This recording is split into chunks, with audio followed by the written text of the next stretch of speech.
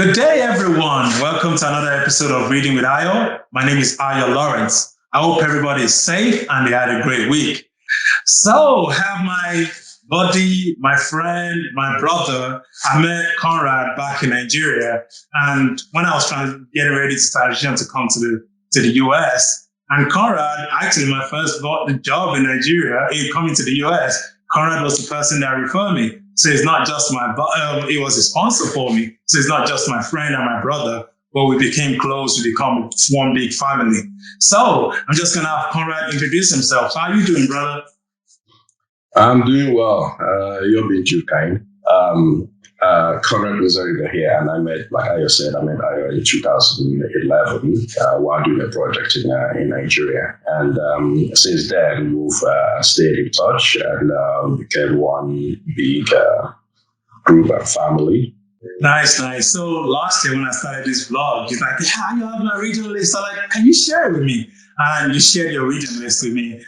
There were great books in there, and I've started reading some of them. It's about this one called Unlearn by Humble the Poet. Actually, it spoke to me as soon as I saw the reading list. This book just spoke out to me because for me, I'm trying to learn new things. And when this book said Unlearn, I was like, man, there must be some things I need to unlearn as well. Because, and I started reading, there's a statement in there that stood out to me. It said, if you want to continue facing life, the most important thing that isn't learning, the new lessons you have to learn. It is unlearning the old ones we have to let go of.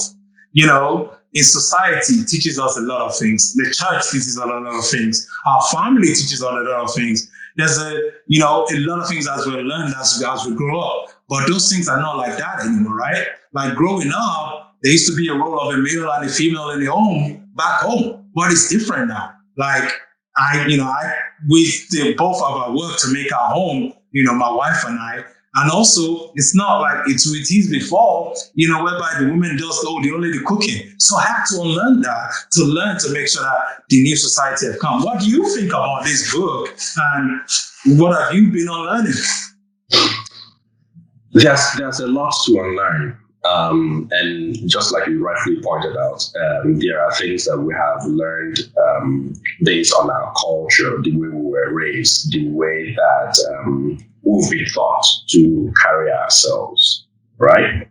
And at the end of the day, there are new things that we are learning. Before you started this, you talked about the Women's Month, the International Women's Month. And when we look at it, we look at what were the things that we were taught growing up about the role of a woman in the society, and what are the role of women in the society right now.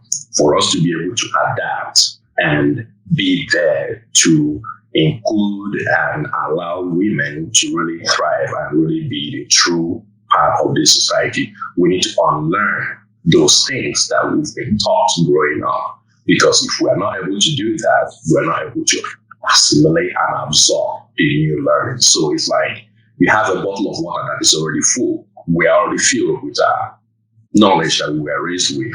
For us to add more, you have to empty that bottle to add more. Therefore, we have to unlearn and unpack some of those things that we've learned before in order for us to absorb new knowledge to help us to grow and thrive in the society. So that is really what this book was about for me. It's all about unlearning some of those questions I asked myself. Why are things this way?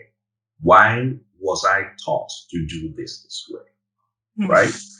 And for me to do those things, I have to be able to understand the why. And then I also have to understand the relevance at this juncture. And if it is not relevant anymore, then I have to discard it in order to get with what is happening, So the time changes, and for you to make it, you have to also change with the times as it comes. So that's pretty much what this book is for me. No, I love the way you said it.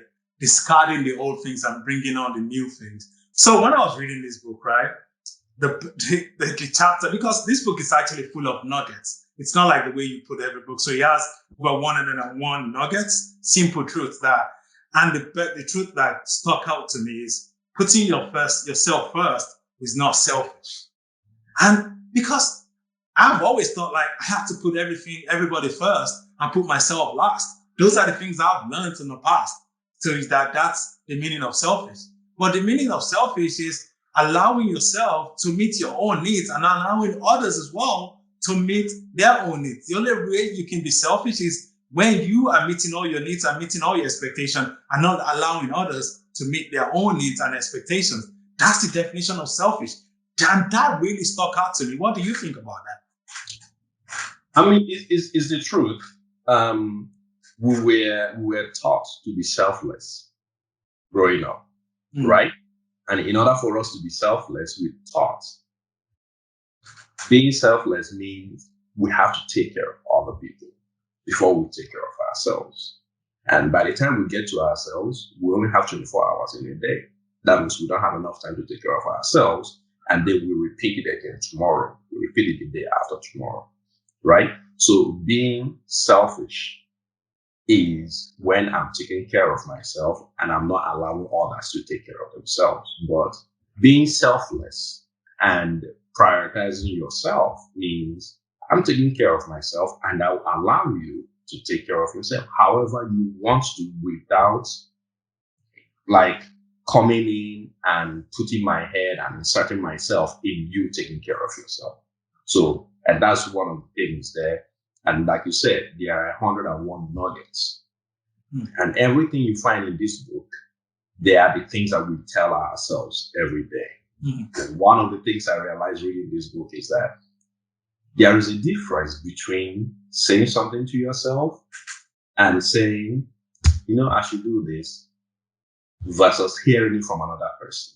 You hear it from another person, and there's a resounding force that comes with it. Then you're like, you know, I should have been doing this by myself all this time. But this person saying it just validates that stuff. Because one way or another, in everything we do, we need and want some sort of validation. Right? I agree. So why would you recommend this book to everyone? I know that, you know, why I would. Why would I recommend this book to anybody?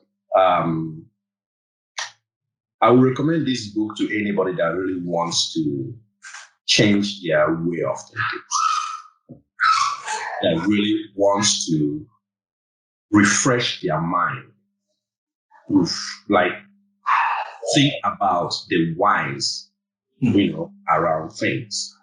You ever kind of struggle thinking that you are the only person going through something? You ever struggle thinking that you really want to do things, but you don't know if you're right in doing those things? I would recommend this book to them because at the end of the day, what it does is it takes your mind. It's like if you ever gardened, right?